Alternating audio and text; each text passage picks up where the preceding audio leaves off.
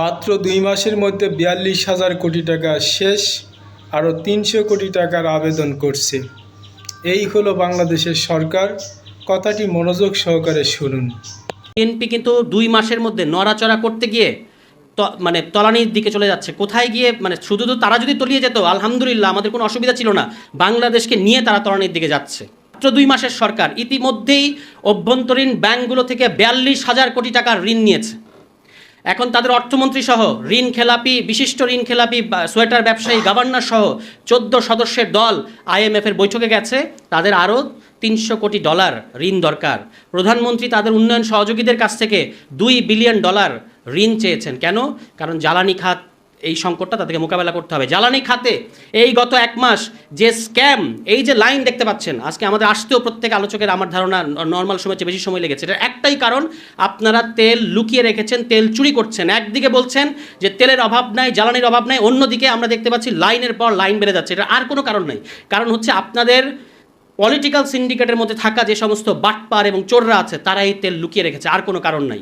যদি কোনো তৃতীয় বা আন্তর্জাতিক কোনো তদন্ত সংস্থা দ্বারা আপনারা তদন্ত করে দেখেন, গত ১-১.৫ মাসে এই স্ক্যাম পরিচালনা করে তারা হাজার হাজার কোটি টাকা এই মার্কেট থেকে উঠিয়ে নিয়ে গেছে এই চোরেরা, এই বাটপারেরা। এবং এই চোরেদের বাটপারেদের সর্দার হচ্ছে আজকে বিএনপি।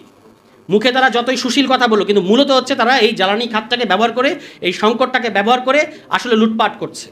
এবং যেটা বললাম যে চোরাবালিতে আছে, তারা আরও তলিয়ে যাচ্ছে। ৪২,০০০ কোটি টাকা ঋণ নিয়েছে, আরও ঋণ তারা চাচ্ছে। কী করবে কিছু বুঝতে পারছে না। যে একটা ওই যে বাংলাদেশ আমাদের শিবিরের সভাপতি বলে গেলেন, ব্যাংক রেজুলেশন অধ্যাদেশ, এই অধ্যাদেশটা তারা ল্যাপস করে দিতে চেয়েছিল, মানে বাতিল করে দিতে চেয়েছিল। পরবর্তীতে ওয়ার্ল্ড ব্যাংক বিবৃতি দিয়ে বলেছে এই অধ্যাদেশটাকে রাখতে হবে।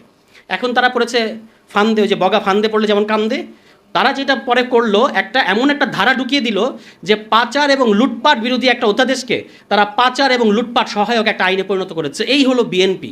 মানে তাদের এতই ডেসপারেশন যে তাদেরকে লুটপাট এবং পাচার করতেই হবে।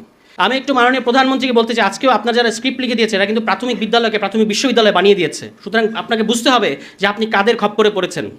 আমরা ভেবেছিলাম আপনি লন্ডনে ছিলেন, আপনাকে নির্যাতন করে দেশের বাইরে পাঠিয়ে দেওয়া হয়েছে, আপনি যেতে বাধ্য হয়েছিলেন এবং সেখানে গিয়ে আপনি অনেক সময় পেয়েছেন, আপনি নিজেকে প্রস্তুত করেছেন। কিন্তু আমরা যেটা দেখতে পাচ্ছি, আপনি মুখ খুললেই যে অবস্থা দাঁড়াচ্ছে, এর চেয়ে আপনি যে নির্বাক জেস্টার পলিটিক্স করেন সেটাই বোধহয় ভালো। ওই যে তারা একটা কথা বলে যে আঙুলের কালি মোছার আগেই ফ্যামিলি কার্ড বিতরণ শুরু হয়েছে, কৃষক কার্ড বিতরণ শুরু হয়েছে। আসলে আঙুলের কালি মোছার আগেই তারা গণভোট মুছে দিয়েছে, সংস্কার মুছে দিয়েছে, জুলাই সনদকে মুছে দিতে চাচ্ছে। এটাই হচ্ছে এখনকার বিএনপি।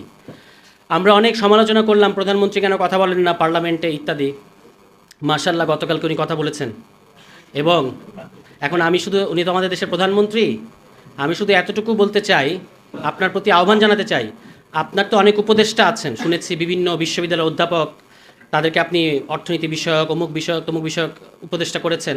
আপনি একজন ইতিহাস বিষয়ক উপদেষ্টাও নিয়োগ দেন।